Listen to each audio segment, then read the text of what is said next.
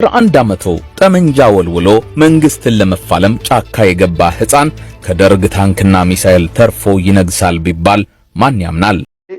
ከበሻሻ ጠቅላይ ሚኒስትር ሆናለሁ ብዬ ወጥቼ 20 ምናምን ዓመት ተጉዤ ሆኛለሁ። ትልቅ ድል ነው፣ ግን በቂ አይደለም። ሰውየው ፈርቶና ሞቶ አያውቅም። ለብሔራዊ ጦር ግዳጅ ተመልምሎ ኢትዮ ኤርትራ ጦርነት ላይ ደርሶ በህይወት የተረፈ ስንት ሰው ነው? በምን ጊዜው ደርሶ ኮሎኔል ሆነ? በልጅነቱ ባሩድ የነከሰ ሕፃን እንዴት አድርጎ ተምሮ ፒኤችዲውን ያዘ? ደሃ ቤተሰብ ልጅ ስለነበርኩ እንዳሻኝ ልብስ እየቀየርኩ እንዳሻኝ ደፍተር እየቀየርኩ መማር የምችል አልነበርኩ። ዛሬ 9 ዓመት 10 ዓመት ገደማ አጋሮን እናልማ የሚል ስራ ጀምረን ነበር። ከኛ ወዲያ ለኛማ ይላል ርዕሱ። አሾች ይላሉ፣ አትስረቁ ይላሉ፣ ይሰርቃሉ።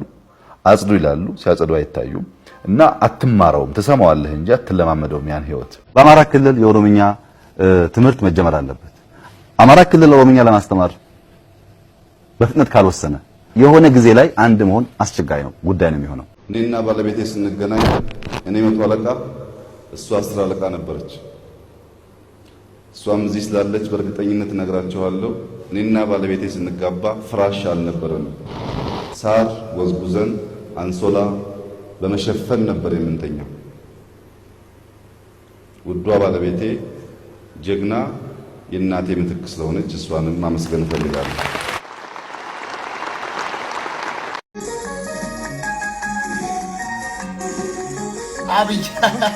አብይ የሚያያችሁት ነው እዚህ ጋር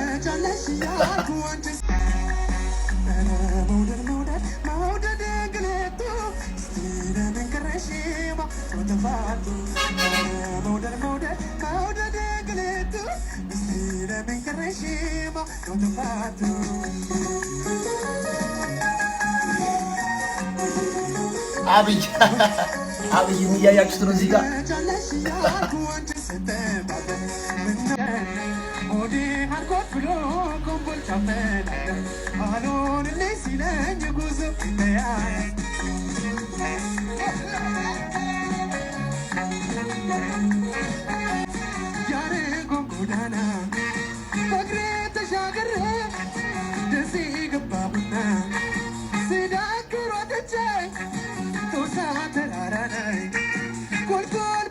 በ11 ዓመቱ ጠመንጃ ወልውሎ መንግስትን ለመፋለም ጫካ የገባ ሕፃን ከደርግ ታንክና ሚሳኤል ተርፎ ይነግሳል ቢባል ማን ያምናል? ሰውየው ፈርቶና ሞቶ አያውቅም። ለብሔራዊ ጦር ግዳጅ ተመልምሎ ኢትዮ ኤርትራ ጦርነት ላይ ደርሶ በህይወት የተረፈ ስንት ሰው ነው? በምን ጊዜው ደርሶ ኮሎኔል ሆነ? በልጅነቱ ባሩድ የነከሰ ሕፃን እንዴት አድርጎ ተምሮ ፒኤችዲውን ያዘ? ሰውየው መንፈስ ነው። አማርኛ፣ ኦሮምኛ፣ ትግርኛና እንግሊዘኛ አቀላጥፎ ይናገራል።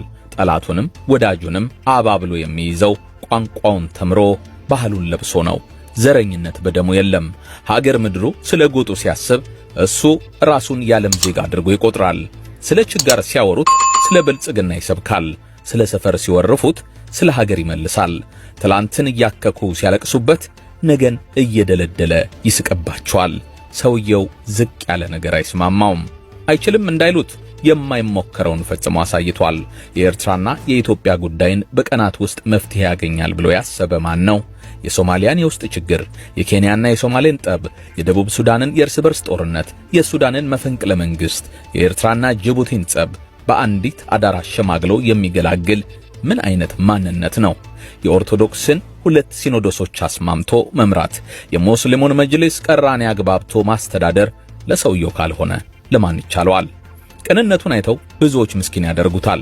መልካምነቱን አይተው በርካቶች የዋህ አድርገው ይቆጥሩታል። መለሳለሱን አይተው ጠላቶቹ በቀላሉ የሚያጠፉት ይመስላቸዋል። ከሰውየው ጋር የተጣላ ሁሉ ግን አመዱ ለቀብር አይገኝም።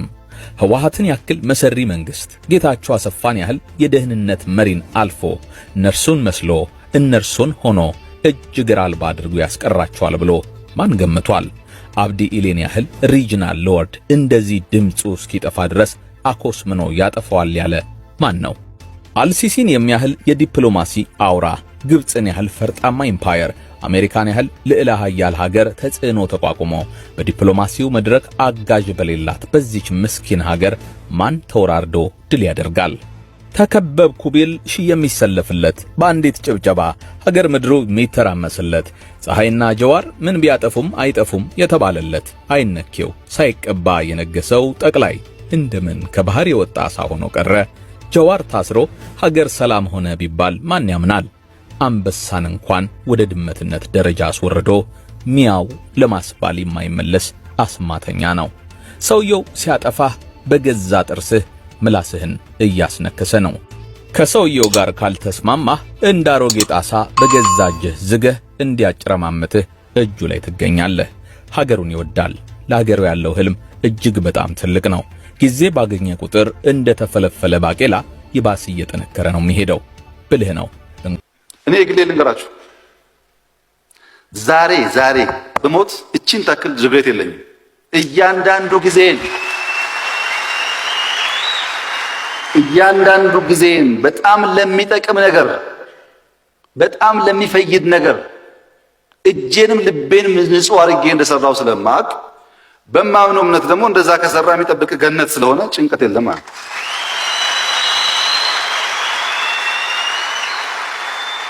ዛሬ ጡረታ ውጣ ብትሉኝ ደግሞ ህልም የለኝም። ህልሜን ኖሬያለሁ፣ ተርከዋለሁ፣ ጽፈዋለሁ። ቅዠት የለብኝም።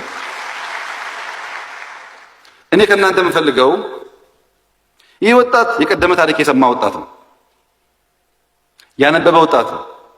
ይሄን ለውጥ ለማምጣት የታገለ ወጣት ነው። ዝም ብሎ ወጣት አይደለም። እዚህ ያለ ሰምቷል፣ ታግሏል። ይሄ ወጣት በታሪክ አጋጣሚ ውስጥ የራሱ የሆነ ታሪክና ገድል ያለው ነው። ትናንትናን የሰማ ነገን ሊሰራ ደግሞ አስፓየር የሚያደርግ ድሃ ቤተሰብ ልጅ ስለነበርኩ እንዳሻኝ ልብስ እየቀየርኩ እንዳሻኝ ደፍተር እየቀየርኩ መማር የምችል አልነበርኩ። ይሁንና ያ ችግር ይታለፋል የሚል እምነት ስለነበረኝ ቤተሰቦቼም ባላቸው አቅም ስለረዱኝ እኔ ባደረኩት ጥረት ዛሬ ያለሁበት ደረጃ መድረስ ችያለሁ። እኔ በተወለድኩበት መንደር 6ኛ ክፍል ከተማርኩ በኋላ 7ኛ ለመማር በጣም ብዙ ኪሎ ሜትር በእግሬ መጓዝ ነበረብኝ። 7ኛ ክፍልኛ መንደር ስላልነበረ እናንተ መንደር 7ኛም 8ኛም 10ኛም አለ። እናንተ መንደር ችግሩ ደህንነት ነው። የአዲስ አበባ ደህንነት ሁለት አይነት ደህንነት ነው። አንደኛ የገቢ ምንጭ የሌላቸውና የሚቸገሩ ሰዎች አሉ። በሌላ መንገድ ደግሞ የገቢ ምንጭ ያላቸው ብዙዎች ማገዝ የሚችሉ ሰዎች አሉ። እነዚህን ማገዝ የሚችሉና መታገዝ የሚሹ የሚያገናኝ ድልድይ ደግሞ የለም። የአዲስ አበባ ከተማ ይህንን ተግባር ለመፈጸም ድልድይ ለመሆን የጀመረው ተግባር በእጅጉ የሚያስመሰግነው መሆኑን እየገለጽኩ ይህ ጅማሮ ግን በድፍን አዲስ አበባ ብቻ ሳይሆን በመላ ሀገራችን እንዲስፋፋ የአዲስ አበባን ተግባር በአርአያነት ወስደው ክልሎችም እንዲቀጥሉበት ዜጎች ለአንድ ሕፃን ደፍተር ለአንድ ሕፃን የዕለት ምሳ ማቅረብ የሚችሉ ሕፃን ሁሉ ልጃችን ነው ብሎ ማገዝ እንዲችሉ የመንግስት የሥራ ኃላፊዎች ያላቸውን ቢሮ መምጣት የሚችሉ ብቻ ሳይሆን የወደቁ የማንሳትና የወደቁ መደገፍ የሚችሉ ሰዎች ጋር የማገናኘት ስራ እንደ ኃላፊነት ወስደው ይህ አሁን የጀመርነው ተግባር ሁሉም የሚኒስቴር መስሪያ ቤቶች፣ ኤጀንሲዎች፣ ትላልቅ ኩባንያዎች፣ ስመጥር ግለሰቦች፣ አርቲስቶች፣ አትሌቶች፣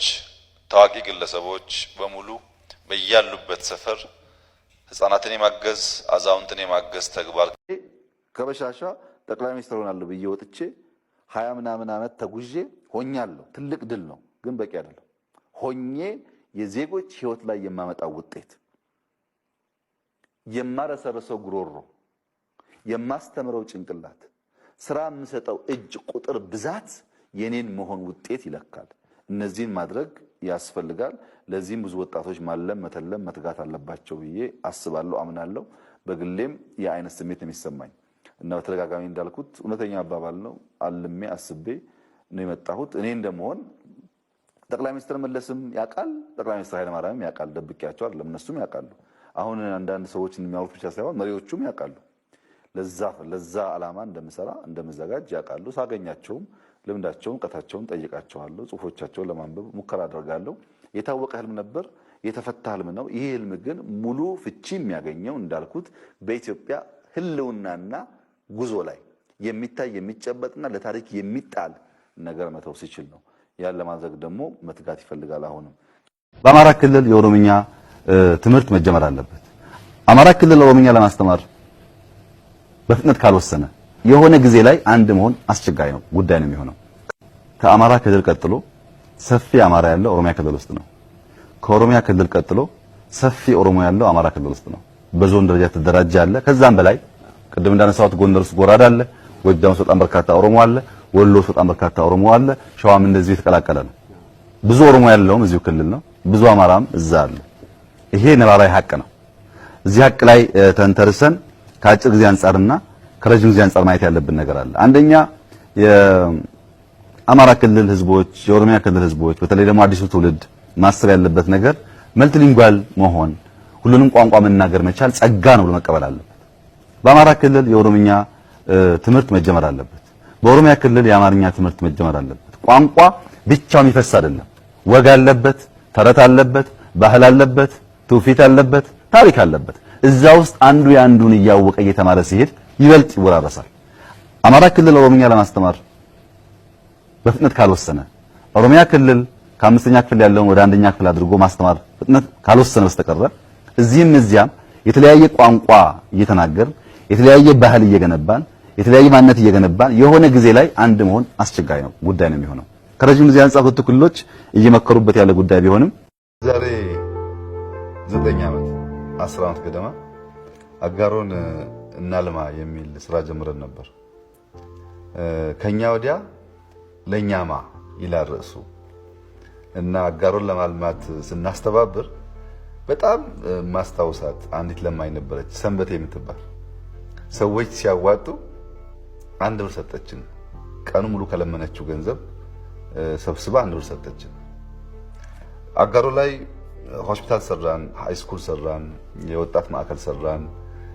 ሰንበቴ ስትጠየቅ ግን ሰራው ትላለች። 1000 ያላቸው 100 ሰጥተው ሊሆን ይችላል። እሷ ግን 10 እና 5 ሳንቲም አስተናስላ 1 ብር ሰጠችን።